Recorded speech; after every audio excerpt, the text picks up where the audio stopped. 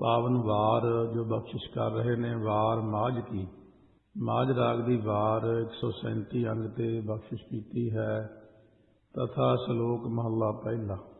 माझ राग की वार विच जिहड़ियां वार तो भाव पौड़ियां सारियां पहले पातशाह दीयां हन। तथा तो भाव हुंदा अते। श्लोक ते महले भी बहुत सारे पहले पातशाह धन गुरु नानक देव महाराज दे ही हन। थोड़े जे कुछ श्लोक गुरु अंगद देव महाराज सच्चे पातशाह दे अते महले भी गुरु अंगद देव महाराज दे आउणगे। धन गुरु अमरदास साहिब महाराज सच्चे पातशाह दा एक श्लोक चौथे पातशाह दे 2 महले आउणगे। सो जिस वेले धन गुरु अर्जन देव साहिब महाराज ने 6वें पातशाह जी नूं गुरता गद्दी दा तिलक बख्शिया तां अग्गों हथ जोड़ के बेनती कीती सी, महाराज सो सानू बाणी रचन बारे की हुक्म है, बाणी रचन दी की आग्या है। तां उस वक्त पंचम पिता गुरु अर्जन देव साहिब महाराज ने बचन किया कि आप जी ने जंग अखाड़े करके दुष्टां दा नाश करना। सो आप जी नूं बाणी रचन दा समा नहीं मिलना। तुसी केवल सूरमिਆਂ ਦੀਆਂ ਵਾਰਾਂ ਢਾਡੀਆਂ ਤੋਂ ਸੁਣ ਕੇ सो जिस वार के आरंभ विच तुसीं योग समझो उस वार के आरंभ विच भाई गुरदास जी पासों लिखवा लैनी आ। वो आग्या के अनुसार 6वें पातशाह धन गुरु हरगोबिंद साहिब महाराज ने भाई गुरदास जी पासों ये पहली जिहड़ी धुन है लिखवाई है। ये धुन का नाम है मलक मुरीद तथा चंद्रहड़ा सोहिया की धुनी गावनी। सो इहदा इतिहास इस प्रकार है कि एक मलक जाति का मुरीद खां सूरमा, दूजा सोहिया जाति का चंद्रहड़ा नामे सूरमा सी। सो इस तरह ये दोवें अकबर बादशाह के फौजी जरनैल सन। इन्हां दोहां दा आपस विच बाहरों बड़ा प्यार सी पर अंदरूनी एक दूजे नाल विरोध रखदे सी। सो एक समय की गल है कि सरहदी इलाका काबल का एरिया जिहड़ा सी वो आकी होने करके बगावत का खतरा पैदा हो गया। उस वेले अकबर बादशाह ने तलवार ते पाना का बीड़ा सभा विच रख के कहा, जिहड़ा सिर कढवां सूरमा तलवार अते पाना के बीड़े नूं चुक लवे, मन मर्जी दीआं फौजां जाके काबल नूं फतेह करके आवे। ये गल सुन के मलक मुरीद ने तलवार ते पाना का बीड़ा चुक के कहा, मैनूं हुक्म दिओ, मैं काबल नूं फतेह करके आवांगा। उस वेले अकबर बादशाह ने मूँह मंगी फौज दे के तोड़ दिता। सरहदी इलाके उपर पहुँच के मलक मुरीद ने अपनी सियाणप ते बहादरी नाल सरहदी इलाके नूं पूरा काबू विच कर लिया अते जो शाही मामला रुकिया होया सी वो सारा इकट्ठा करके दिल्ली बादशाह कोल भेज दिता। एक दिन फिर दिल विच विचार आई, जे मैं वापस चलिया गया तो यह सरहदी इलाका आकी हो जाएगा। इसलिए अमन कायम करने लई कुछ चिर इत्थे रहना चाहिए। सो ये विचार नूं मुख रख के जदों मलक मुरीद काबल विच रहन लग पिया, अच्छी फौज का अच्छा जरनैल होने करके उन्हें मन के अंदर यह विचार की कि मैनूं इत्थे रहना चाहिए। तां पिछों चंद्रहड़ा सोहिया ने चलाकी नाल बादशाह नूं यह जना दित्ती गल कि मलक मुरीद मुल्क उपर काबज हो के बागी हो गया। वो तो देखो जी उत्थे ही कब्जा करके बैठ गया जाके, उहदे मन च बेईमानी है जी। इयों बादशाह अकबर दे कंन भर दिते क्योंकि राजे कन्नां दे बहुत कच्चे हुंदे ने। जिस वेले बादशाह नूं इस गल दा यकीन हो गया उस वेले चंद्रहड़ा नूं सैना दे के बादशाह अकबर ने मलक मुरीद नूं फड़न लई इहनूं भेजिया, जा फड़ के लिया उहनूं। जिस वेले चंद्रहड़ा मलक मुरीद दे पास पहुँच के पुरानी मित्रता वाले ढंग नाल मिल के धोखा देण लग्या तां इह उसे वक्त ही समझ गया कि नाले खुफिया तौर ते इहनूं पहलां ही पता लग चुकिया सी कि बादशाह कोले ये चुगली करके मेरे उपर चढ़ाई करके मैनूं मारन वास्ते आ रहा है। इस करके चंद्रहड़ा का कोई दा ना चल सकिया। उस वेले दोवां वल्लों बड़ा भारी जंग शुरू होया, काफ़ी सैना मर गई। आखिर मलक मुरीद ने चंद्रहड़ा वल सुनेहा भेजिया, ये कोई बहादुरां दा काम नहीं, तू बादशाही सैना नूं बेगनाह क्यों मरवा रहा है? वैर मेरा तेरा आपस विच है, तू सामने आके जंग कर। इस स्नेह के मिलन नाल चंद्रहड़ा का खून डौलियां में टपक पिया। क्रोध की अग भड़क पई। दोवें सूरमे जंग मैदान में आ निकले। आपस में दोहां का जंग बहुत तगड़ा होया। आखिर में एक दूजे के शस्त्र आपो में लगने करके दोवें कट के मर गए, क्योंकि साझा वार चल गया। इन्हां सूरमियां की जान तोड़वी बहादुरी वेख के ढाडियां ने वार बनाई। काबल विच मरीद खां फड़िया बड़ जोर, चंद्रहड़ा लै फौज को चढ़िया बड़ तौर। दोहां कंधारा मूँह जुड़े दमामे दौर, शस्त्र पजूते सूरमिया सिर बद्धे टौर। होली खेले चंद्रहड़ा रंग लगे सौर, दोवें तरफां जुटियां सर वगन कौर। मैं भी राय संदाए सदाए सां वड़िया लाहौर, दोवें सूरे सामने जूझे उस ठौर। जदों छेवें पातशाह ने ढाडियां तो वार सुनी, भाई नत्था जी ते अब्दुल्ला जी पासों बड़ी जोश वाली वार होने करके छेवें पातशाह ने यह धुन ढाडियां तो सुन के भाई गुरदास जी पासों लिखा के रागियां नूं हुक्म दिता कि जिवें इन्हां सूरमियां दी पौड़ी गाई जाती है, उस तरह माझ राग की वार की पौड़ियां का गायन करना। पहलां यह जिहड़ियां वारां लिखवाइयां सन, 9 तो ना चढ़ाइयां सन, ये वीर रस वास्ते ही महाराज ने चढ़ाइयां सन कि क्योंकि छेवें पातशाह ने जंग करने सी। जदों फिर बहुत ज़्यादा जंग करने सी तो महाराज ने बहुत कड़ाकेदार बड़ी शक्ति वाली चंडी की वार उच्चारण की। फिर 10वें पातशाह ने चंडी की वार नूं जिहड़ा एक बार पढ़ लैंदा है वो फिर पिछे नहीं मुड़दा। मैदाने जंग दे विच भारी जोश पैदा हो जाता, उहदे विच अथाह शक्ति रखी। ਇਹਦੇ ਵਿੱਚ ਸਮਝਣ वाली चीज़ है कि चंडी की वार पहला भी सी, 10वें पातशाह तो पहला भी होर किसी ने रची हुई चंडी की वार मारकंडे पुराण आदि विच।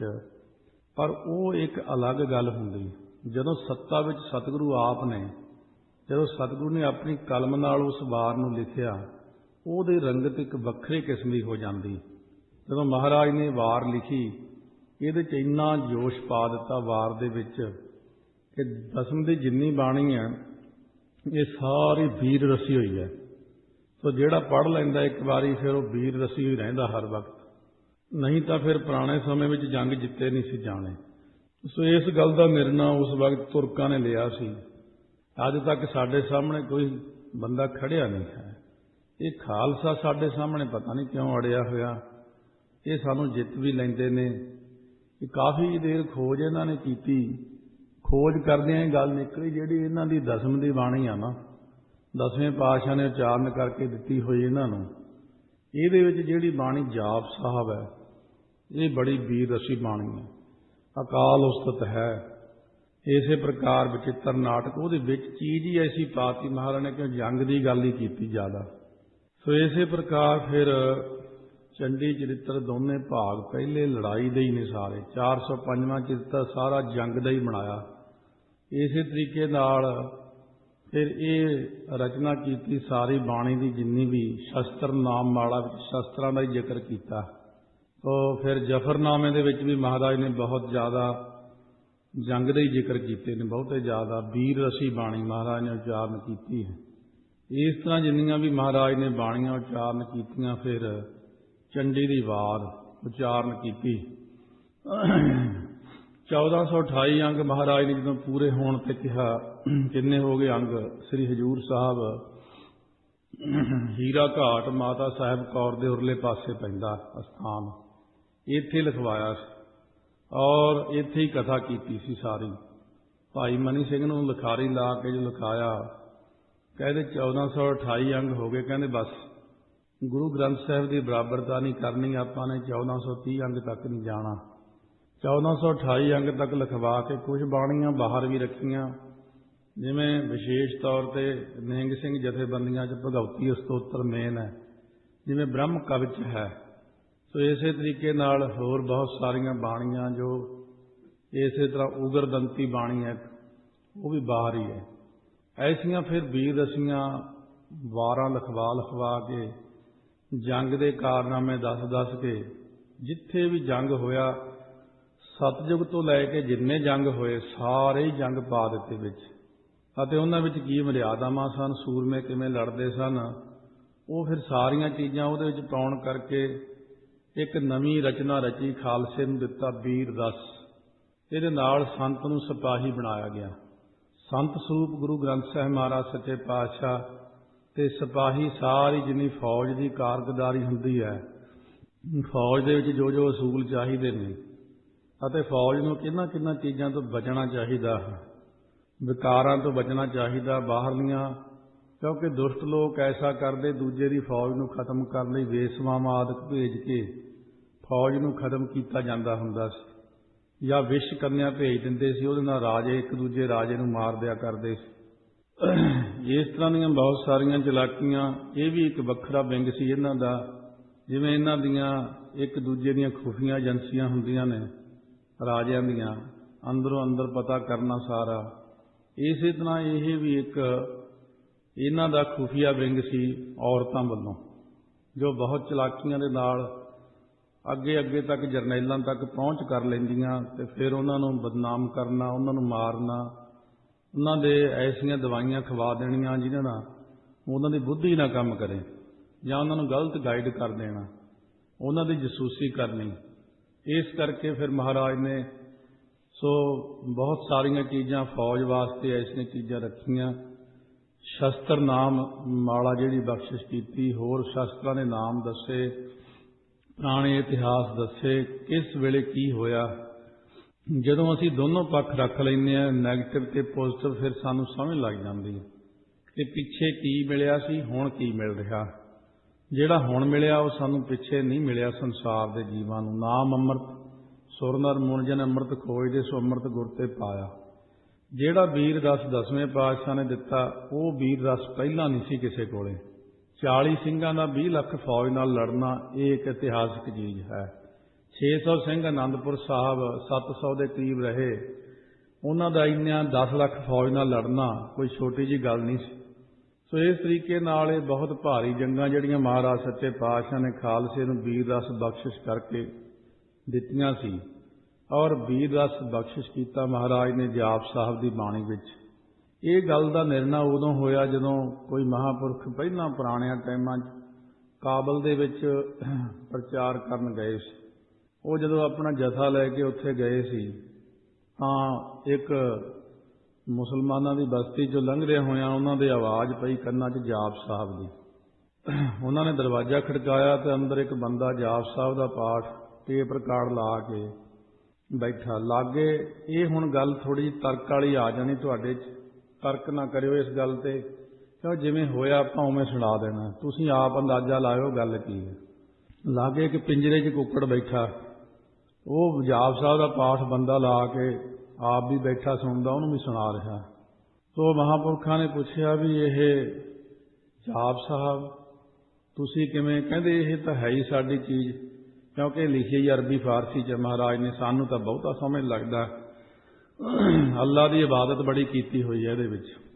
ਇਸੇ ਤਰ੍ਹਾਂ ਮੇਰਠ ਵੀ ਹੋਇਆ ਸੀ, ਯਾਨੀ ਹਰਬੰਸ ਸਿੰਘ ਜੀ 14 ਪੋਥੀਆਂ ਦੇ ਟੀਕਾਕਾਰ ਗੁਰੂ ਗ੍ਰੰਥ ਸਾਹਿਬ ਦੇ, ਉਹਨਾਂ ਨੇ ਵੀ ਐਸਾ ਹੀ ਦੇਖਿਆ ਸੀ। ਸੋ ਜਦੋਂ ਜਾ ਕੇ ਉਹਨਾਂ ਨੇ ਪੁੱਛਿਆ ਉਹਨੂੰ ਵੀ ਇਹਨੂੰ ਜਾਪ ਸਾਹਿਬ ਸੁਣਾ ਰਹੇ ਹੋ, ਆਪ ਵੀ ਸੁਣ ਰਹੇ ਹੋ? ਕਹਿੰਦੇ ਇੱਥੇ ਸਾਡੇ ਇੱਕ ਚੀਜ਼ ਮਸ਼ਹੂਰ ਹੈ, ਆਪਸ ਵਿੱਚ ਕੁੱਕੜਾਂ ਦੀ ਲੜਾਈ ਬਹੁਤ ਹੁੰਦੀ ਹੈ ਉੱਥੇ, ਉਹਦੇ 'ਚ ਘੱਟੋ ਘੱਟ ਵੀ ਬਹੁਤ ਰੁਪਈਏ ਲਾਏ ਜਾਂਦੇ ਨੇ।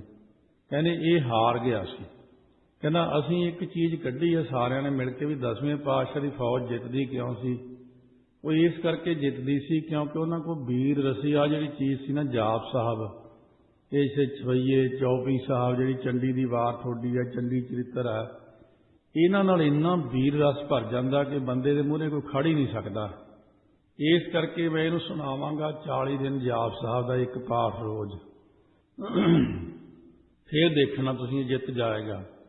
ਕਹਿੰਦੇ ਚੰਗਾ ਅਸੀਂ ਵੀ ਦੇਖਾਂਗੇ। ਫਿਰ ਉਸ ਵਕਤ ਜਦੋਂ ਇੰਨੇ ਦਿਨ ਲੰਘ ਗਏ, 4-5 ਦਿਨ ਉੱਪਰ ਲੰਘ ਗਏ, ਜਦੋਂ ਫਿਰ ਉਹ ਮਹਾਂਪੁਰਖ ਲੰਘਦੇ ਹੋਏ ਫਿਰ ਦਰਵਾਜ਼ਾ ਖੜਕਾਇਆ। ਪੁੱਛਿਆ ਕਿਉਂ, ਕੀ ਬਣਿਆ? ਕਹਿੰਦਾ ਜੀ ਜਿੱਤ ਗਿਆ। ਜਿੱਤਿਆ ਵੀ, ਨਾਲ ਉਹ ਦੂਜਾ ਕੁੱਕੜੇ ਨੇ ਮਾਰ ਵੀ ਦਿੱਤਾ, ਔਰ ਇੰਨਾ ਵੀਰ ਰਸੇ ਦੇ ਵਿੱਚ ਆਇਆ ਕਿ ਖੂਨੋਂ ਖੂਨ ਹੋ ਗਿਆ, ਔਰ ਨਾਲੇ ਅਸੀਂ ਇਨਾਮ ਬਹੁਤ ਭਾਰੀ ਜਿੱਤ ਕੇ ਲਿਆਏ।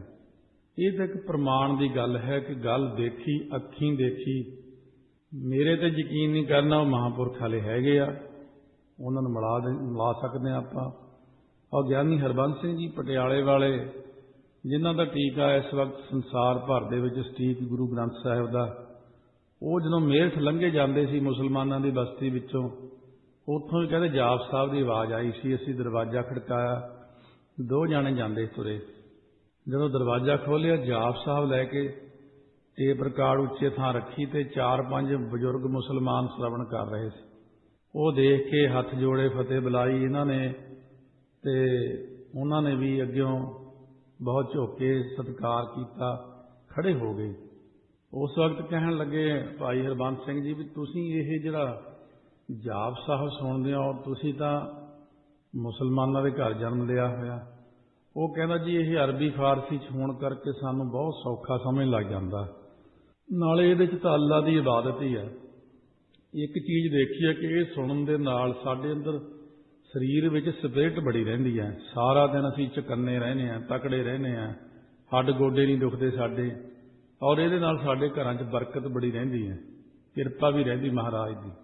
ਸੋ ਇਸ ਤਰ੍ਹਾਂ ਕਰਨ ਦੇ ਨਾਲ ਐਸੀਆਂ ਚੀਜ਼ਾਂ ਸਾਡੇ ਸਾਹਮਣੇ ਜਦੋਂ ਆ ਜਾਂਦੀਆਂ ਨੇ, ਕਿਉਂਕਿ ਅੱਜ ਜੰਗ ਦੀ ਵਾਰ ਪ੍ਰਾਰੰਭ ਹੋਣ ਲੱਗੀ, ਇਸੇ ਕਰਕੇ ਸਾਰੀ ਵਾਰ ਤੋਂ ਹੀ ਗੱਲ ਚੱਲੀ ਹੈ। ਆਓ ਸਤਿਗੁਰੂ ਮਹਾਰਾਜ ਸੱਚੇ ਪਾਤਸ਼ਾਹ ਬਖਸ਼ਿਸ਼ ਕਰਦੇ ਨੇ। ਇੱਕ ਓੰਕਾਰ ਸਤਨਾਮ, ਓੰਕਾਰ ਜੋ ਕੇਵਲ ਇੱਕੋ ਇੱਕ ਹੈ, ਉਹਦਾ ਹੀ ਨਾਮ ਸਤ ਹੈ। ਕਰਤਾ ਪੁਰਖ, ਕਰਤਾ ਹੈ ਜੋ ਸਾਰੀ ਸ੍ਰਿਸ਼ਟੀ ਦਾ ਪੁਰਖ, ਜੋ ਵਿਆਪਕ ਪੂਰਨ ਹੈ। ਗੁਰ ਪ੍ਰਸਾਦ, ਗੁਰਾਂ ਦੀ ਪ੍ਰਸਾਦ ਕਿਰਪਾ ਦੁਆਰਾ ਹੀ ਇੱਕ ਓੰਕਾਰ ਦੀ ਪ੍ਰਾਪਤੀ ਹੁੰਦੀ ਹੈ। ਸੋ ਇਹ 2 ਵਾਰੀ ਗੁਰੂ ਗ੍ਰੰਥ ਸਾਹਿਬ ਦੇ ਵਿੱਚ ਮਹਾਰਾਜ ਨੇ ਮੰਗਲ ਉਚਾਰਨ ਕੀਤਾ। ਮਹਾਰਾਜ ਨੇ ਇਹ ਜਿਹੜਾ ਮੰਗਲ ਹੈ ਇਹ 16 ਅੱਖਰਾਂ ਵਾਲਾ ਹੈ। ਤਾਂ ਕਿਸੇ ਇਸ ਪ੍ਰਕਾਰ ਸਿੱਖ ਨੇ ਬੇਨਤੀ ਵੀ ਕੀਤੀ ਸੀ ਮਹਾਰਾਜ ਨੂੰ, ਕਿਉਂ ਪੁਰਾਣੀ ਜਦੋਂ ਚੀਜ਼ ਚੱਲਦੀ ਸੀ ਉਹਦੇ ਵਿੱਚ ਨਵੀਂ ਚੀਜ਼ ਆਉਣ ਕਰਕੇ ਇਹ ਜਿਹੇ ਪ੍ਰਸ਼ਨ ਉਦੋਂ ਸੁਭਾਵਿਕ ਹੀ ਸੀਗੇ, ਹੁਣ ਤਾਂ ਬਹੁਤ ਅੱਗੇ ਗੱਲ ਵੱਧ ਗਈ। ਮਹਾਰਾਜ ਨੇ ਉਦੋਂ ਬਚਨ ਕੀਤਾ ਸੀ, ਨਾਲੇ ਸਿੱਧਾਂ ਨੇ ਮਹਾਰਾਜ ਨੂੰ ਬਹੁਤ ਕੁਝ ਪੁੱਛਿਆ ਸੀ ਵੀ ਤੁਹਾਡੇ ਕੋਲ ਫਿਰ ਆਹ ਮੰਤਰ ਨਹੀਂ, ਤੁਹਾਡੇ ਕੋਲ 8 ਅੱਖਰਾਂ ਨਹੀਂ, ਤੁਹਾਡੇ ਕੋਲ 20 ਅੱਖਰਾਂ ਨਹੀਂ, ਤੁਹਾਡੇ ਕੋਲ 36 ਅੱਖਰਾਂ ਨਹੀਂ, ਤੁਹਾਡੇ ਕੋਲ 25 ਅੱਖਰਾਂ ਨਹੀਂ, ਕਿਉਂਕਿ ਸਿੱਟਣਾ ਚਾਹੁੰਦੇ ਸੀ ਕਿਸੇ ਗੱਲ ਨਾਲ।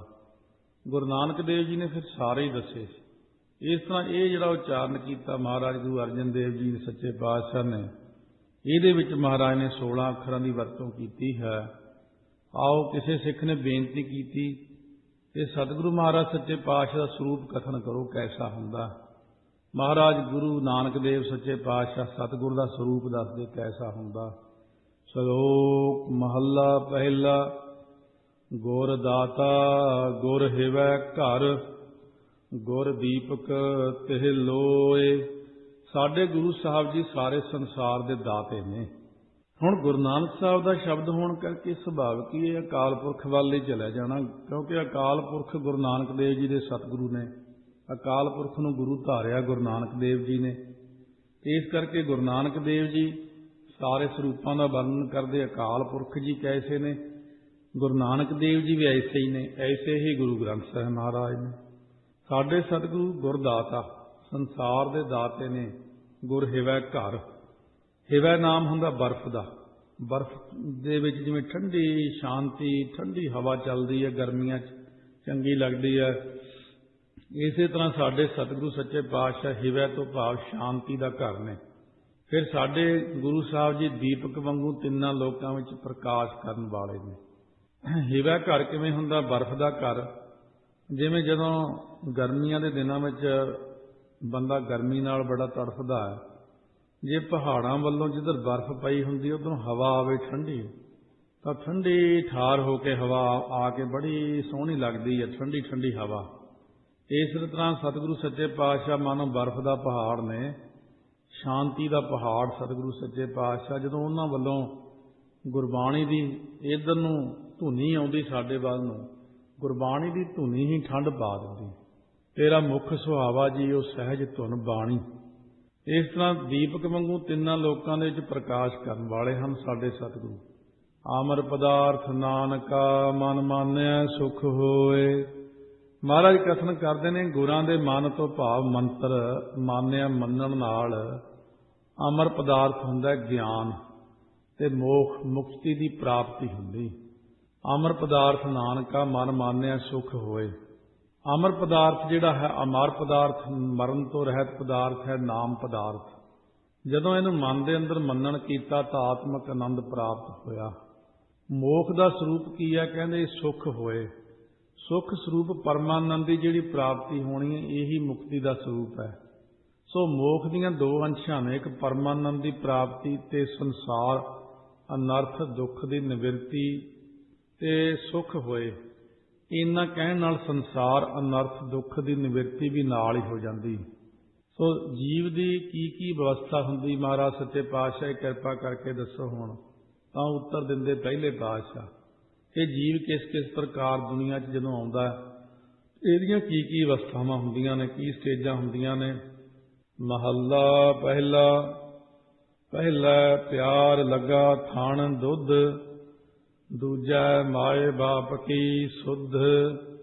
जीव की जिहड़ी पहली व्यवस्था महाराज कहते हुंदी है, जदों माता दे उदर तो ये बाहर आके जन्म लै लैंदा है, तां माता दे अस्थानां च दुध नाल प्यार लगदा। पहला इहदा जमदियां सार कोई दसदा नहीं कि दुध किवें पीना है, अपने आप ही पीना शुरू कर दिंदा।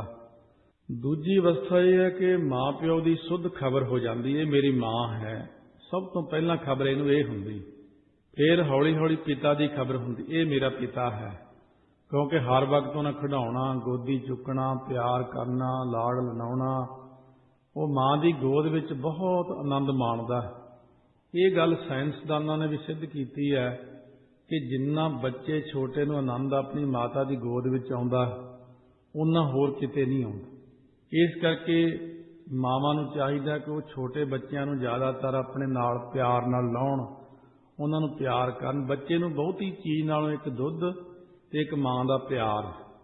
एक माँ जदों ये भी दस्सिया डॉक्टरां ने, साइंसदानां ने, कि जदों माँ बच्चे नूं चुमदी, मस्तक चुमदी है, प्यार लाड़ करदी, हथ फेरदी है, कहंदे वो इन्नी खुशी महसूस करदा है कि मेरी माता है। हर वक्त वो माँ नूं तकदा ही रहिंदा, चकोर वांगू माँ बच्चे नूं तकदी रहिंदी है। यही प्यार जिहड़ा है सतगुरु दा ते सिख दा। सतगुरु सिख वल हर वक्त तकदे रहिंदे ने, सिख हर वक्त गुरां वल तकदा रहिंदा।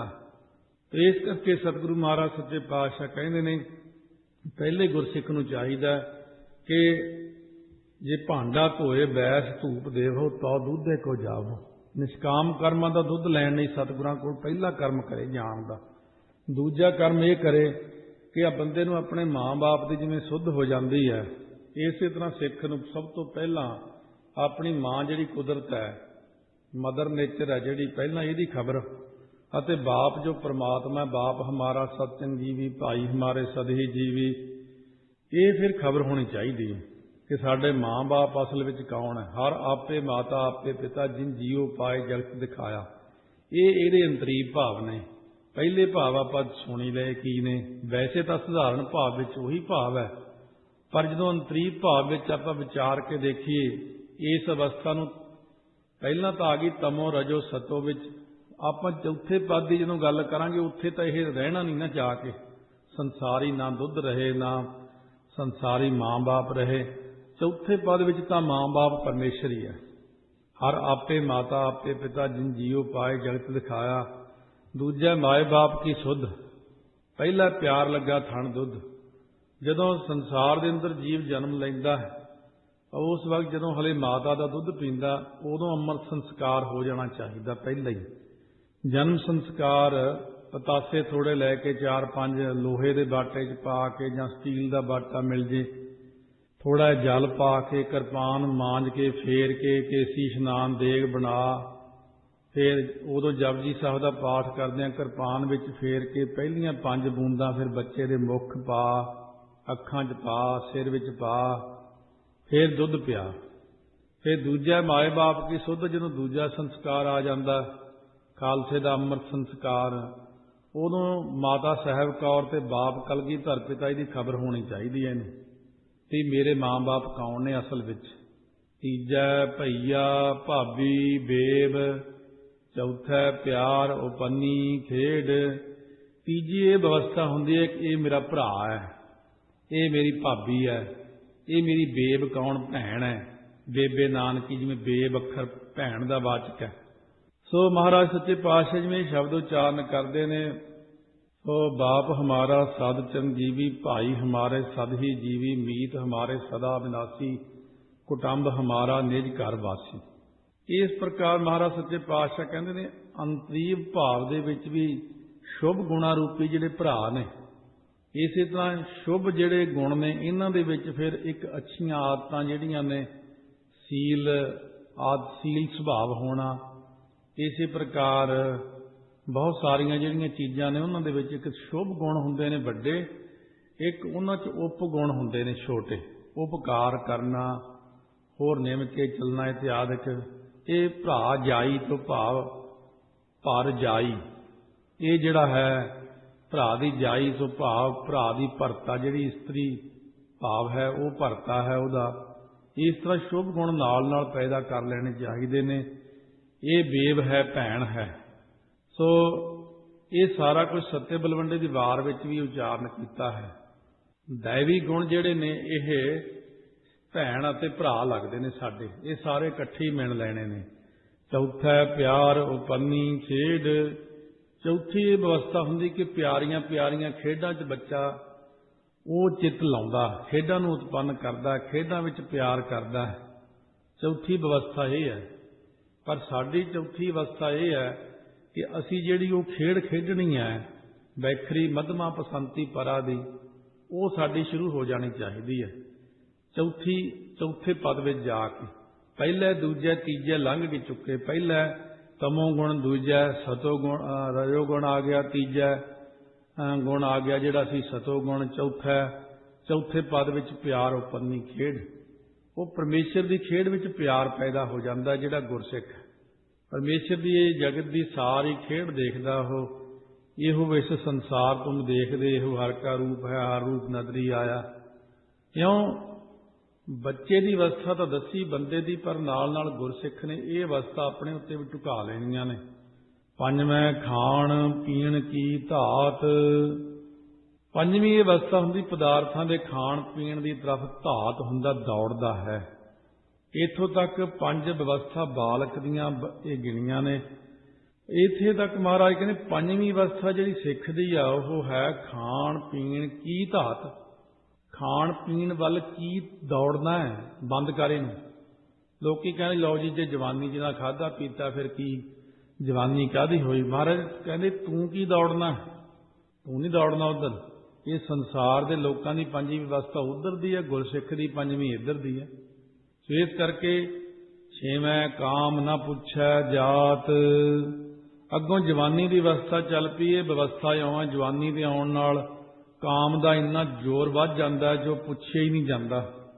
ਕਾਮ ਇੰਨਾ ਇਹ ਜੀਵ ਦੇ ਉੱਤੇ ਭਾਰੂ ਹੋ ਜਾਂਦਾ, ਇੰਨਾ ਬੇਬਲ ਹੋ ਜਾਂਦਾ ਕਿ ਜੋ ਇਸਤਰੀ ਦੀ ਜਾਤੀ ਅਜਾਤੀ ਵੀ ਨਹੀਂ ਪਛਾਣਦਾ।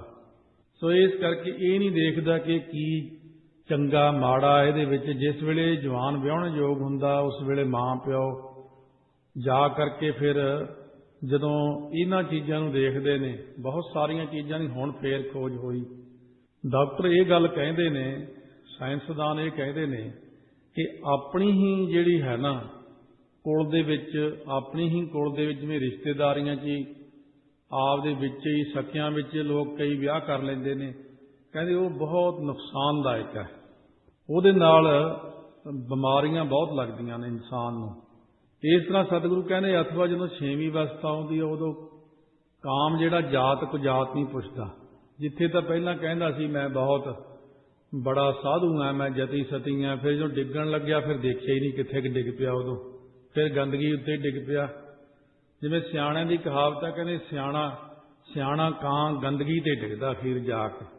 ਕਿਉਂ ਫਿਰ ਕਹਿੰਦੇ ਪੁੱਛਦਾ ਵੀ ਨਹੀਂ। ਫਿਰ ਜਿਹੜਾ ਪਹਿਲਾਂ ਬਹੁਤ ਜ਼ਿਆਦਾ ਆਪਣੇ ਆਪ 'ਚ ਬਣਦਾ ਸੀ ਕਿ ਮੈਂ ਇੰਨੀ ਆਹ ਸੁੱਚਮ ਰੱਖਦਾ, ਮੈਨੀ ਆਹ ਕਰਦਾ, ਮੈਨੀ ਆਹ ਕਰਦਾ, ਜਦੋਂ ਦਿਮਾਗ ਨੂੰ ਕਾਮ ਚੜ੍ਹਿਆ ਉਸ ਵਕਤ ਜਾ ਕਰਕੇ ਫਿਰ ਇਹੋ ਜਿਹੇ ਗੰਦੇ ਥਾਂ ਡਿੱਗਿਆ ਜਿੱਥੋਂ ਕੱਢਣਾ ਵੀ ਔਖਾ ਹੋ ਗਿਆ।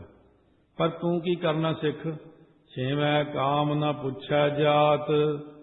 ਛੇਵੇਂ ਵਿੱਚ ਕਹਿੰਦੇ ਤੂੰ ਇਹੋ ਜਿਹੀ ਭੂਮਿਕਾ 'ਚ ਆ ਜਾਵੇ ਕਾਮ ਆਦਿਕ ਦੀ ਜਾਤ ਵੀ ਨਾ ਪੁੱਛ, ਇਹਨਾਂ ਬਾਰੇ ਜਾਣਕਾਰੀ ਲੈ ਹੀ ਨਾ, ਇਹਨਾਂ ਵੱਲ ਤੂੰ ਜਾ ਹੀ ਨਾ। ਵਿਸ਼ਿਆਂ ਵਿਕਾਰਾਂ ਵੱਲ ਤੇਰਾ ਜਾਣ ਦਾ ਕਰਮ ਨਹੀਂ ਹੈ। ਤੂੰ ਤਾਂ ਜਤ ਪਹਾਰਾ ਧੀਰਜ ਸੁਨਿਆਰ ਵਿੱਚ ਜਾਣਾ ਹੈ। ਸਤਵੇਂ ਸੰਜ ਕੀਆ ਘਰ ਵਾਸ। ਸੱਤਵੀਂ ਅਵਸਥਾ ਜਦੋਂ ਆਈ, ਬੰਦੇ ਦੀ ਅਧਖੜ ਉਮਰ ਅਵਸਥਾ ਹੁੰਦੀ ਤਾਂ ਧਨ ਨੂੰ ਇਕੱਠਾ ਕਰਕੇ ਘਰ ਵਿੱਚ ਵਸਦਾ। ਉਦੋਂ ਇੱਕ ਅਵਸਥਾ ਆਉਂਦੀ ਹੈ ਵੀ ਪੈਸਾ ਇਕੱਠਾ ਕਰ ਲਵਾਂ, ਘਰ ਵਾਸ, ਗ੍ਰਸਤੀ ਹੋ ਕੇ ਧਨ ਨੂੰ ਇਕੱਠਾ ਕਰਦਾ। ਸਤਵੇਂ ਸੰਜ ਕੀਆ ਘਰ ਵਾਸ। ਮਹਾਰਾਜ ਕਹਿੰਦੇ ਸੱਤਵੀਂ ਅਵਸਥਾ ਜਦੋਂ ਅਧਖੜ ਅਵਸਥਾ 50 ਸਾਲ ਤੋਂ ਉੱਪਰ ਚਲੀ ਗਈ, ਜਦੋਂ ਤੱਕ ਜਾ ਕੇ ਨਿਆਣੇ ਨਿੱਕੇ ਜਦੋਂ ਵਿਆਹੇ ਗਏ, ਆਦਿਕ ਕਰਮ ਹੋ ਗਏ ਨੇ, ਤਾਂ ਉਸ ਵਕਤ ਤੂੰ ਆਪਣੇ ਹਿਰਦੇ ਰੂਪੀ ਘਰ ਵਿੱਚ ਵਾਸ ਕਰ। ਤੇ ਸੰਜ ਕੀਆ, ਲੋਕਾਂ ਨੇ ਸੰਜ ਇਕੱਠਾ ਕੀਤਾ ਪੈਸਾ, ਤੂੰ ਉਦੋਂ ਤੱਕ ਸੱਤਵੀਂ ਭੂਮਿਕਾ ਚਲਿਆ ਜਾ। ਤੂੰ ਇਕੱਠਾ ਕਰ ਨਾਮ ਧਨ ਨੂੰ ਆਪਣੇ, ਤੂੰ ਨਿਕਲ ਜਾ ਇਹਨਾਂ ਵਿੱਚੋਂ, ਜਾਗਰਤ ਸੁਪਨ ਸੁਖੋਪਤ ਵੀ ਪਾਰ ਕਰ ਜਾ, ਬ੍ਰਹਮ ਗਿਆਨ ਦੀ ਉੱਪਰਲੀ ਅਵਸਥਾ ਵਿੱਚ ਚਲਿਆ ਜਾ। ਅੱਠਵੇਂ ਕ੍ਰੋਧ ਹੋਆ ਤਨ ਨਾਸ। ਅੱਠਵੀਂ ਅਵਸਥਾ ਇਹ ਹੁੰਦੀ ਹੈ, ਬੁਢੇਪੇ ਵਿੱਚ ਇੰਨਾ ਕ੍ਰੋਧ ਹੋ ਜਾਂਦਾ ਕਿ ਸਰੀਰ ਨਾਸ ਹੀ ਹੋ ਜਾਂਦਾ ਕ੍ਰੋਧ ਨਾਲ। ਇੰਨਾ ਕ੍ਰੋਧ ਹੁੰਦਾ ਜੋ ਪਹਿਲੇ ਆਪਣੇ ਅੰਤःਕਰਨ ਨੂੰ ਨਾਸ ਕਰਦਾ ਹੈ, ਫਿਰ ਦੂਜਿਆਂ ਦੇ ਅੰਤःਕਰਨ ਨੂੰ ਨਾਸ ਕਰਦਾ ਹੈ। ਬੁਢੇਪੇ ਵਿੱਚ ਕ੍ਰੋਧ ਬਹੁਤ ਵੱਧ ਜਾਂਦਾ ਹੈ ਅਤੇ ਤਨ ਦਾ ਬਲ ਵੀ ਨਾਸ ਹੋ ਜਾਂਦਾ। ਮਹਾਰਾਜ ਕਹਿੰਦੇ ਤੂੰ ਆਪਣੀ ਅੱਠਵੀਂ ਅਵਸਥਾ ਐਸੀ ਬਣਾ ਕਿ ਕ੍ਰੋਧ ਹੋਆ ਤਨ ਨਾਸ। ਤੂੰ ਇੰਨੀ ਉੱਚੀ ਅਵਸਥਾ 'ਚ ਚਲਿਆ ਜਾ ਕਿ ਸਰੀਰ 'ਚੋਂ ਕ੍ਰੋਧ ਦਾ ਨਾਸ ਹੀ ਕਰ ਦੇ। ਜਿੱਥੇ ਇੱਕ ਦੀ ਗਿਣਤੀ ਆਉਂਦੀ ਹੈ, ਕਹਿੰਦੇ ਜਹਾਂ ਏਕ ਕੀ ਗਿਣਤੀ ਆਵੈ ਤੈ ਅਨੇਕ ਅਵਸ਼ ਰਹਾਵੈ। ਮਹਾਰਾਜ ਕਹਿੰਦੇ ਕਾਮ, ਕ੍ਰੋਧ, ਲੋਭ, ਮੋਹ, ਹੰਕਾਰ ਦਾ ਤੂੰ ਅੱਠਵੀਂ ਅਵਸਥਾ 'ਚ ਸਰੀਰ ਵਿੱਚੋਂ ਨਾਸ ਹੀ ਕਰ ਦੇ। ਨਾਵੈ ਧੌਲੇ ਉੱਭੇ ਸਾਹ। ਨੌਵੀਂ ਇਹ ਅਵਸਥਾ ਹੁੰਦੀ ਕਿ ਬੁਢੇਪੇ ਵਿੱਚ ਧੌਲੇ ਜਿਹੜੇ ਚਿੱਟੇ ਕੇਸ ਹੋ ਜਾਂਦੇ ਨੇ ਤੇ ਉੱਭੇ ਸਾਹ, ਲੰਬੇ ਲੰਬੇ ਸਵਾਸ ਲੈਂਦਾ। ਮਹਾਰਾਜ ਸੱਚੇ ਪਾਤਸ਼ਾਹ ਕਹਿੰਦੇ ਨੇ ਕਿ ਨੌਵੀਂ ਅਵਸਥਾ ਐਸੀ, ਧੌਲੇ ਜਿਹੜੇ ਚਿੱਟੇ ਹੁੰਦੇ ਨੇ ਤੇ ਚਿੱਟੇ ਹੁੰਦੇ, ਉਜਲ ਮਨ ਵਾਲਾ ਬਣ ਜਾ ਤੂੰ ਉਹਨਾਂ ਪਾਸਿਆਂ ਨੂੰ ਨਹੀਂ ਜਾਣਾ। ਉੱਭੇ ਸਾਹ, ਜਿੰਨੇ ਲੰਬੇ ਲੰਬੇ ਸਾਹ ਲੈਂਦਾ ਉਹ ਪ੍ਰਮਾਤਮਾ ਦੇ ਵਿਰਾਗ ਦੇ ਵਿੱਚ ਸਵਾਸ ਲੈਣ। ਆਉਂਦੇ ਜਾਂਦੇ ਸਵਾਸ ਸਿਮਰਨ ਕਰ। ਤੂੰ ਧੌਲ ਧਰਮ ਦਇਆ ਕਾ ਪੂਤ ਨੂੰ ਕਮਾ। ਧੌਲੇ ਤੋਂ ਭਾਵ ਧੌਲੇ ਬਲਦ ਵਾਂਗੂ ਚਿੱਟਾ ਉਜਲ ਹੋ ਜਾ। ਦਸਵੇਂ ਦੱਦਾ ਹੋਆ ਸਵਾਹ। ਕਹਿੰਦੇ ਦਸਵੀਂ ਅਵਸਥਾ ਇਹ ਹੁੰਦੀ ਕਿ ਜੀਵ ਜਿਹੜਾ ਹੈ ਇਹ ਮਰ ਜਾਂਦਾ, ਅਖੀਰ ਜਾ ਕੇ ਮਸਾਣਾ ਵਿੱਚ ਪ੍ਰਤੱਖ ਅੱਗ ਵਿੱਚ ਦੱਦਾ ਸੜ ਕੇ ਸੁਆਹ ਹੋ ਜਾਂਦਾ। ਸੋ ਇੱਥੇ ਜਿਹੜੀ ਦਸਵੀਂ ਅਵਸਥਾ ਆਈ ਹੈ, ਇਹਦੇ 'ਚ ਸਿੱਖ ਜਦੋਂ ਪਹੁੰਚਦਾ ਦਸਵੇਂ ਦੁਆਰ ਵਿੱਚ, ਤਾਂ ਦੇਹ ਅਧਿਆਸ ਨੂੰ ਸਾੜ ਦਿੰਦਾ ਆਪਣੇ ਅੰਦਰੋਂ। ਬੰਦਾ ਤਾਂ ਮਰ ਕੇ ਸੁਆਹ ਬਣਦਾ ਹੈ, ਗੁਰਸਿੱਖ ਜਿਉਂਦੇ ਜੀ ਹੀ ਆਪਣੇ ਸਰੀਰ ਨੂੰ ਮਿੱਟੀ ਸਮਝਣ ਲੱਗ ਜਾਂਦਾ।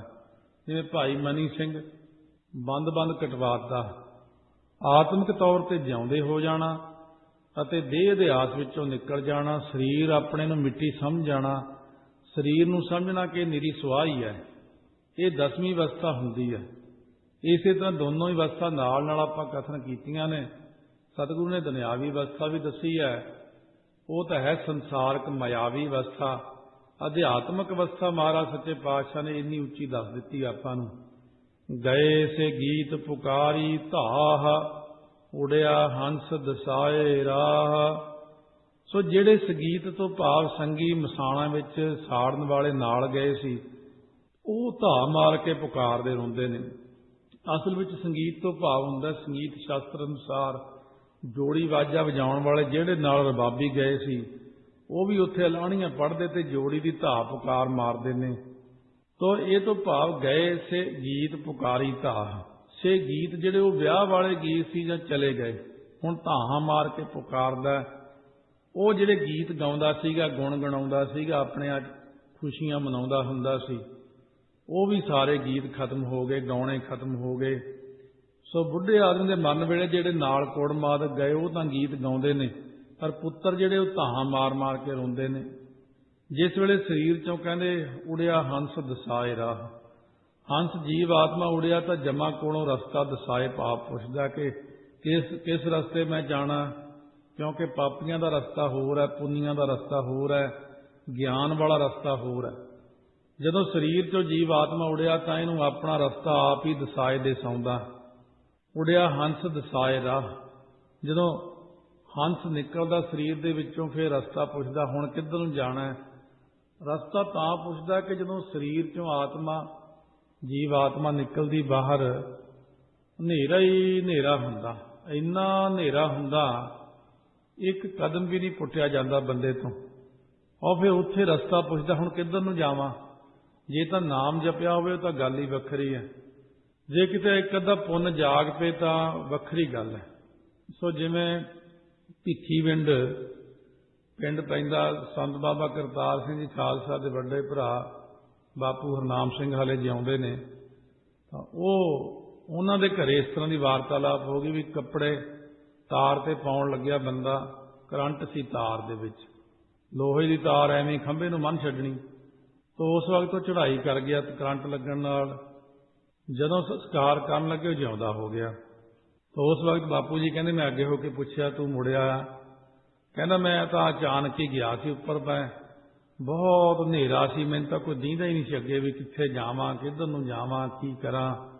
कहंदे इन्ने नूं एक बरीक जी लाइट जी आई, तो मगर मगर उहदे एक चिट्टे कपड़ियां वाला बरछे वाला सिंह आया। कहंदा सिंघा हले तो तेरा समा नहीं होया आउण दा, जा कहंदे तू हले सिंह सजिया नहीं है, जा जाके अमृत छक लै ते गुरु वाला बन जा, बाणी पढ़िया कर, तेरा काम नहीं है कि तू बेअमृतिया रहे। वो जदों जिउंदा होया फिर उन्हें अमृत छक लिया उसे वक्त। इस तरह ऐसियां चीज़ां हो जांदियां जदों कोई मर के जांदा वापस आउंदा। महाराज कहते अगे जाके रस्ता ही नहीं मिलता, रस्ता ही नहीं मिलता, फिर रोंदा फिरदा करलाउंदा फिरदा कि मैनूं कोई राह मिल जे। उड़िया हंस दसाए राह, फिर राह पुछदा फिरदा। महाराज कहने फिर अगे जाके तो हनेरा ही हनेरा है, ये चानण नाल लैके जाना पैंदा। ये सुखमनी साहब दे विच महाराज ने लिख दिता कि जिथे जाके तैनूं इन्ना हनेरा आऊगा उत्थे रब दा नाम ही चानण बनूंगा तेरे वास्ते। आया गया मोया नाव, पिछै पत्तल सद्यहो काव। संसार च आया बंदा जम्मिया, सारी जिंदगी रह के फिर चलिया गया। मोया नाव मरदा नहीं है, देही माटी बोलै पौण, बुझरे ज्ञानी मूआ है कौन। मूई सुरत बाद अहंकार, वो ना मूआ जो देखण हार। ना शास्त्र मत अनुसार मरदा, ना ही व्यवहारक मत अनुसार मरदा। जे संसारी लोग भी इहनूं मरिया समझन तो पिछों पाठ वगैरह कोई ना करावे, मंजा बिस्तरा कपड़े वगैरह कोई ना देवे। जे कराउंदे तो समझो संसारी लोगों के मत अनुसार ये भी नहीं मरदा। अथवा मोया नाव, जदों आया तो गया बाद विच नाव भी खत्म हो जाता बंदे दा। नाव तो मुक जाता, हौली हौली लोग उहदा नाव लेना छड़ दिंदे ने। आया तो चलिया गया। मोया नाव भाव नाम मात्र कहने मात्र ही मरिया है संसार दे अंदर। संसार दे च आया तो चलिया गया, क्योंकि मोया नाव नाम जपने वालों जिहड़ा मर गया, वाहिगुरू दा भजन सिमरन नहीं कीता, वो जानो मोया नाव। नाव वालों तो मर ही गया। आया भी जम्मिया भी ते मरिया, जम्मण तो लैके मरण तक नाव ही नहीं जपिया इहने। तो इस तरह प्राणी दे चले जाण पिछों संबंधी पत्तलां नूं मनसा के कावां नूं सादे ने कि वो साडे जिहड़े सी पितर ਕਾਂ बन गए ने। हुण कावां नूं पाउंदे फिरदे लोकी, कहणगे कांसी दी कौली लैके उह दही पाओ, वो फिर सतनाजा रखो, फिर कोल पानी रखो, थोड़े पितर फिर वो जदों खाणगे ਕਾਂ बने होए ने। बस इत्थे तक ही पहुँच हुंदी संसारी लोकां दी। महाराज सच्चे पातशाह कहंदे ने बाद च कावां नूं खवाउंदे ने, फिर कऊआ कूकर खाही। पितरां ने तां की खाना, कऊआ कूकर ही सारियां चीज़ां खांदे ने। नानक मनमुख अंध प्यार, बाज गुरु डुब्बा संसार। महाराज कथन करते हैं मनमुखां दा जिहड़ा अंधताई विच ही प्यार हो रहा। असल विच कहने पिछे जिहड़ा तुहानूं दस्सिया ना सारा ये मनमुखताई दसी है कि लोकां अंदर मनमुखताई की चीज़ है। क्योंकि गुरु साहब के उपदेश ग्रहण किए तो बिना सारा संसार ही डुब रहा। बाज गुरु डुब्बा संसार, गुर बिन घोर अंधार, गुरु बिन समझ न आवे, गुर बिन सुरत न सिद्ध, गुरु बिन मुक्त न पावे। तो इस तरह महाराज सच्चे पातशाह ने जीव की यह हालत दसी की हुंदी संसार दे विच आके गुरु वाले बन जाओ। कहण तो भाव है कि बाज गुरु डुब्बा संसार। मनमुखां दा तां अंधताई विच ही प्यार लग्या होया, आउंदे ने चले जांदे ने, आउंदे ने चले जांदे ने, बाद विच कोई नाम ही नहीं लैंदा इन्हां दा। क्योंकि जिउंदियां जी इन्हां ने परमात्मा दा नाम नहीं लिया। जिन्हें परमात्मा दा नाम लिया संसार च आके, भावें वो कदों भी होया है, ਉਹਦਾ नाम बाच दुनिया लैंदी है। कबीर फरीद का, नामदेव जी का, सब का नाम ਮਹਾਰਾਜ ਸੱਚੇ ਪਾਤਸ਼ਾਹ ਕਹਿੰਦੇ ਜਿਹਨੇ ਜਿਉਂਦੇ ਜੀ ਨਾਮ ਨਹੀਂ ਜਪਿਆ ਹੈ ਉਹਦਾ ਕੋਈ ਨਾਮ ਨਹੀਂ ਲੈਂਦਾ। ਬਾਅਦ ਵਿੱਚ ਇਹੋ ਜਿਹੇ ਲੋਕ ਜਿਹੜੇ ਇਹੀਆਂ ਜਿਹੀਆਂ ਜੂਨਾਂ 'ਚ ਪੈ ਜਾਂਦੇ ਨੇ, ਫਿਰ ਸੱਦ ਕੇ ਰੋਟੀ ਖਵਾਉਂਦੇ ਨੇ। ਸੋ ਇਸ ਤਰ੍ਹਾਂ ਪਿੱਤਰਾਂ ਦੇ ਨਾਂ ਤੇ ਰੋਟੀ ਖਵਾਉਣੀ ਆਦਿਕ ਜਿਉਂਦੇ ਜੀਵਤ ਪਿੱਤਰ ਨਾ ਮੰਨ ਹੈ ਕੋ। ਜਿਉਂਦੇ ਜੀ ਤਾਂ ਪਿੱਤਰਾਂ ਨੂੰ ਕੋਈ ਮੰਨਦਾ ਨਹੀਂ। ਬਜ਼ੁਰਗਾਂ ਆਪਣਿਆਂ ਦੀ ਮਦਦ ਨਹੀਂ ਕਰਦੇ, ਕੋਈ ਪਾਣੀ ਨਹੀਂ ਪੁੱਛਣਾ, ਕੋਈ ਗੱਲ ਨਹੀਂ ਪੁੱਛਣੀ। ਮੂਏ ਸਰਾਧ ਕਰਾਹੀ। ਜਦੋਂ ਬਜ਼ੁਰਗ ਚੜ੍ਹਾਈ ਕਰ ਜਾਂਦਾ ਫਿਰ ਸਰਾਧ ਕਰਾਉਂਦੇ ਨੇ। ਹਰ ਸਾਲ ਜੀ ਸਾਡੇ ਬਜ਼ੁਰਗਾਂ ਦਾ ਸਰਾਧ ਹੈ।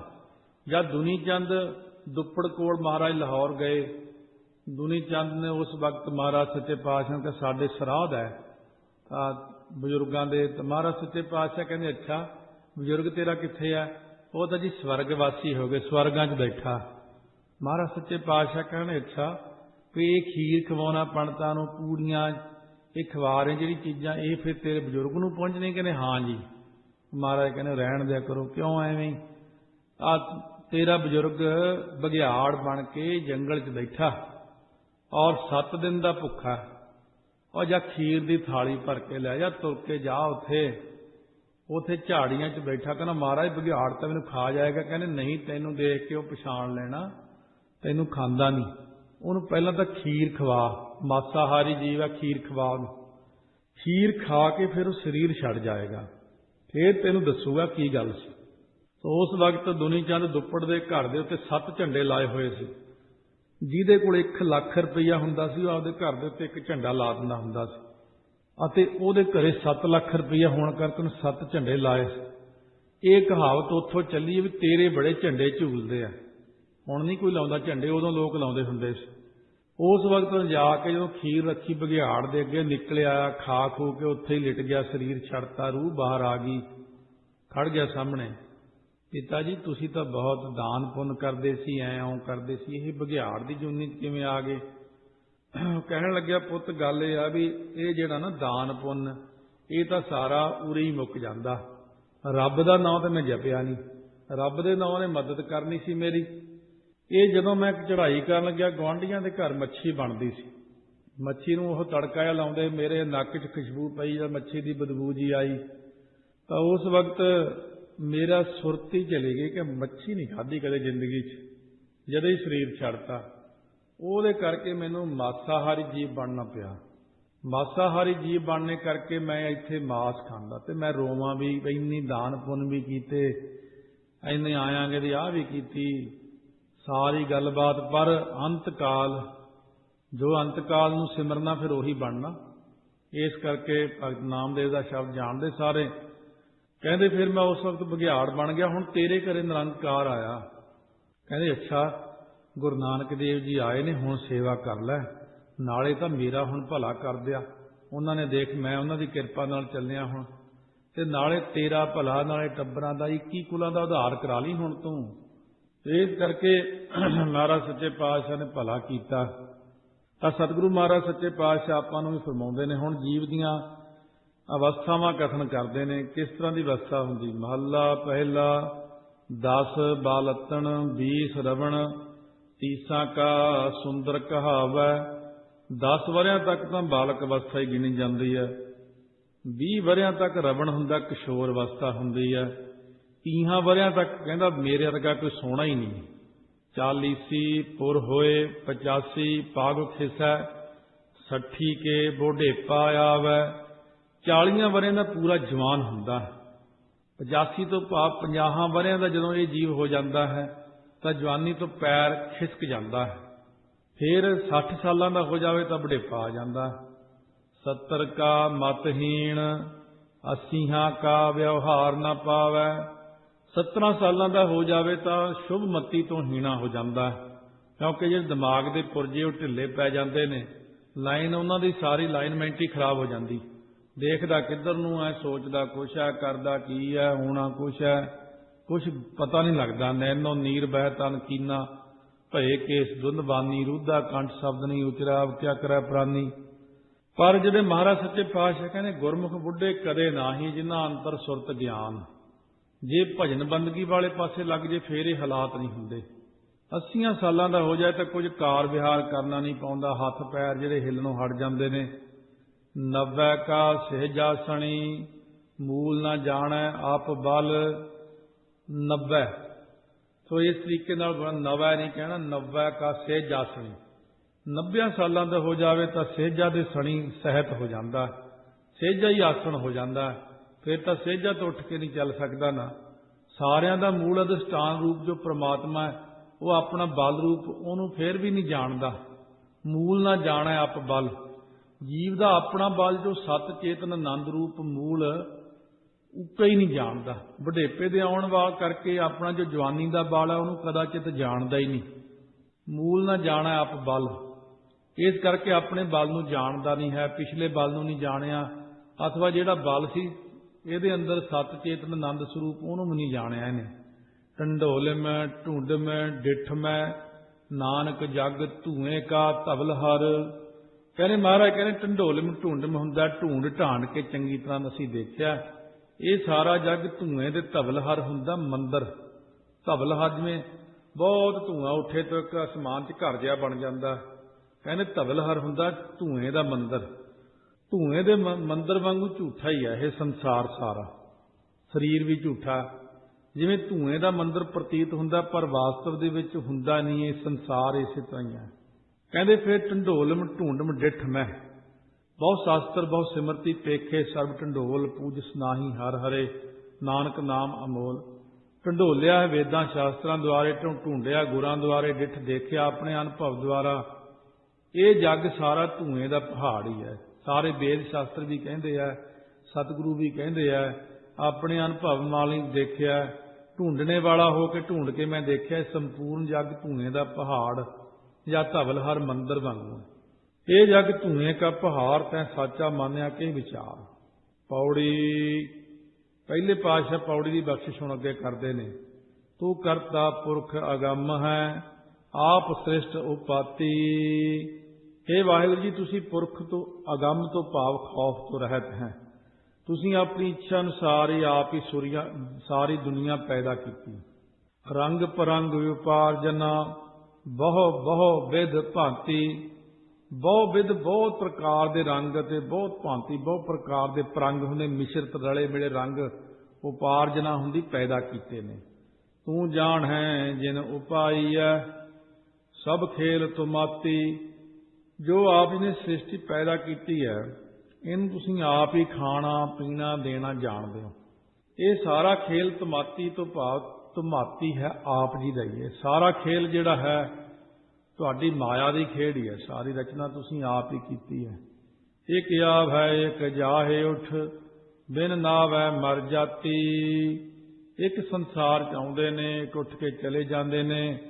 ਨਾਮ ਤੋਂ ਬਿਨਾਂ ਨਿਸਫਲ ਹੀ ਮਰ ਜਾਣਾ ਕਰਦੇ ਸੰਸਾਰ ਦੇ ਵਿੱਚੋਂ, ਐਵੇਂ ਚਲੇ ਜਾਂਦੇ ਵਿਚਾਰੇ ਜਿਨ੍ਹਾਂ ਨਾਮ ਨਹੀਂ ਜਪਿਆ। ਗੁਰਮੁਖ ਰੰਗ ਚਲੂਲਿਆ ਰੰਗ ਹਰ ਰੰਗ ਰਾਤੀ। ਗੁਰਮੁਖਾਂ ਨੂੰ ਗਿਆਨ ਦਾ ਚਲੂਲਿਆ ਹੁੰਦਾ, ਗੂੜਾ ਰੰਗ ਚੜਿਆ ਹੋਇਆ, ਅਤੇ ਉਹਨਾਂ ਦੀ ਬੁੱਧੀ ਰੰਗਾਂ ਸਾਰਿਆਂ ਰੰਗਾਂ ਵਿੱਚੋਂ ਹਰੀ ਨਾਮ ਦੇ ਰੰਗ ਵਿੱਚ ਰੰਗੀ ਗਈ ਹੈ। ਸੋ ਸੇਵੋ ਸਤ ਨਿਰੰਜਨੋ ਹਰ ਪੁਰਖ ਵਿਧਾਤੀ। ਉਹ ਸੱਚੇ ਨਿਰੰਜਨ ਨੂੰ ਸੇਵਨਾ ਕਰੋ ਭਾਈ, ਜੋ ਹਰੀ ਪੁਰਖ ਵਿਧਾਤੀ ਫਲ ਪ੍ਰਦਾਤਾ ਹੈ, ਉਹਨੂੰ ਇਉਂ ਬੇਨਤੀ ਕਰੋ। ਤੂੰ ਆਪੇ ਆਪ ਸੁਜਾਨ ਹੈ ਵੱਡ ਪੁਰਖ ਵਡਾਤੀ। ਇਹ ਵਾਹਿਗੁਰੂ ਜੀ, ਤੁਸੀਂ ਆਪੇ ਆਪ ਸਿਆਣੇ ਹੋ, ਸਭ ਤੋਂ ਸੁਜਾਨ ਹੋ, ਤੇ ਆਪ ਹੀ ਤੁਸੀਂ ਵੱਡਿਆਂ ਤੋਂ ਵੱਡੇ ਪੁਰਖ ਹੋ ਜੀ। ਜੋ ਮਨ ਚਿੱਤ ਤੁਧ ਧਿਆਇਂਦੇ ਮੇਰੇ ਸੱਚਿਆ ਬਲ ਬਲ ਹਾਂ ਤਿਨ ਜਾਤੀ। ਇਹ ਮੇਰੇ ਸੱਚੇ ਵਾਹਿਗੁਰੂ, ਇਹ ਪ੍ਰਮਾਤਮਾ, ਜੋ ਮਨ ਚਿੱਤ ਵਿੱਚ ਤੈਨੂੰ ਧਿਆਉਂਦੇ ਨੇ ਨਾ, ਮੈਂ ਉਹਨਾਂ ਤੋਂ ਬਲਿਹਾਰ ਕੁਰਬਾਨ ਜਾਵਾਂ, ਕੁਰਬਾਨ ਜਾਵਾਂ ਐਸੇ ਗੁਰਮੁਖਾਂ ਤੋਂ